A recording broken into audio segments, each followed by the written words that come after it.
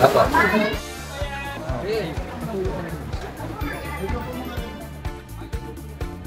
Kasi po sa stage na mga present po dito, pwede po kayong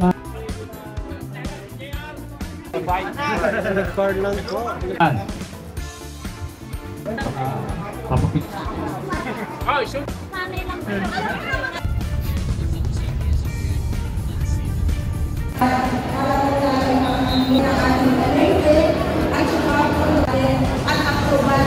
First special thanks syempre, first kay Jason. That's what the Sagsad brothers are doing para po sa bayan ng Santa Maria.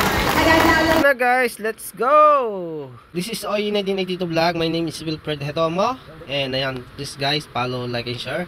And tayo ay nagpapasalamat kay Ma'am Ana and kay Sir Ben Santan sa pagsama sa atin dito sa ginagawa nitong joint feeding program in Brigada Eskwela. Ayan. At syempre nagpapasalamat din tayo sa 6 na civic organization for indigent pupils sa Puldong Mindanao Elementary School, Barangay Tungkod, Santa Maria, Laguna, ang RC, San Pablo, Laguna, South, ang RC, Silangan, San Pablo, Lions Club, San Pablo Host, Lions Club of Emerald, and Lions Club of Nagcarlan. Ayan, congratulations po sa ating lahat, sa ating lalo na sa ating mga president na sila po yung nag-contact ng project na ito para sa ating mga kabataan dito sa Pulong Mindanao. Ayan, so makikita nyo po guys, ayan, panoorin nyo po. Ilang minuto ating lalakarin? Ay, 40 minutes. 40 minutes. So ito guys, itong nilalakaran naming batuhan na to ay nilalagyan din po siya ng tubig pagka na bumabaha. So ngayon po wala pong baha, kaya naman si mother, 88 years old na, talaga namang pagtulong pa rin ng kanyang adhikain sa buhay. Ayan. So guys, isa to sa pinakamasarap na gawin. Ayan, yung ganitong mga adventure, pupunta ka sa mga bundok. Ayan, talaga namang napakahirap nito. Kaya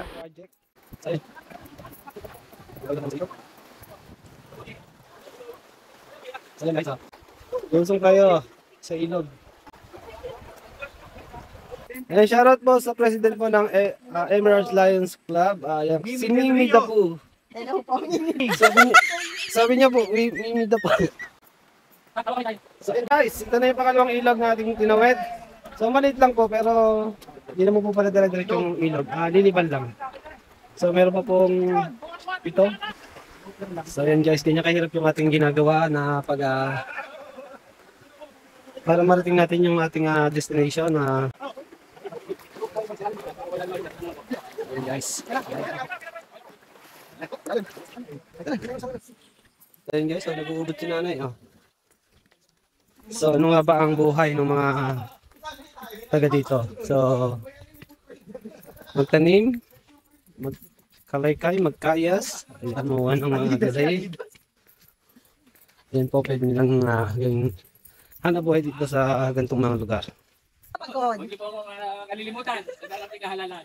So ayun guys, yung pagpunta pa lang daw sa aming pupuntahan ay napakahirap na. Ganito po yung daan. So 40 to 1 hour po ang lakaran. It depends po kung mabilis ka maglakad. Pero so ito na po yung pangatlong ilog. So tanis po ang pagkita ng mapping sa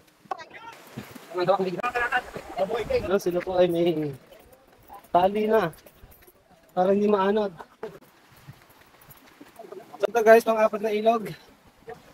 Yan po ating mga magigiting na Lions and Rotary and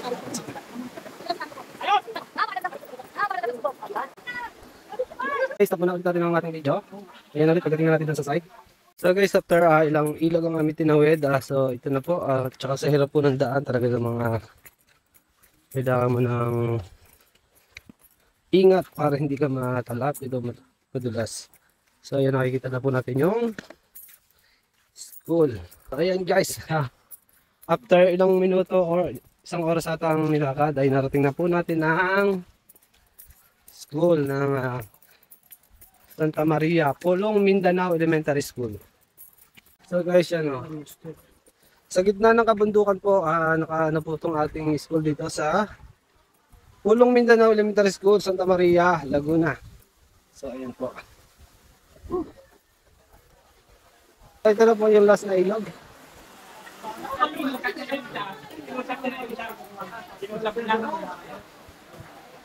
So guys, atin po ilatag lahat-lahat.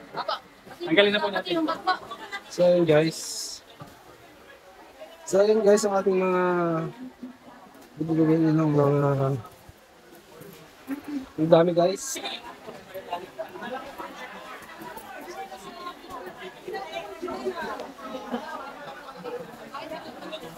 Guys, ang ating mga estudyante dito sa Nandito po namin sa mga talaga dito, may kapabagan na, no? At ito po ay, siguro ay ito ay ginamit ko ng mga tingin natin ako. Pwede mo sa akin, Pablo Edgar. Teachers, sa inyo pong pagtulong. Kevon, Timo. Pwede naman ito po. Dito sa kaniman, kami po pamulo ng Rotary Club of San Pablo. Silangan sa San Pablo City South. President James Reyes. Tapos nakita natin si Mami, APA, bata kaya kaya. Sobrang lakas, sobrang pinito ko sa inyo. Kaya lahat ng mga teacher, dinala natin ang bata. Thank you po.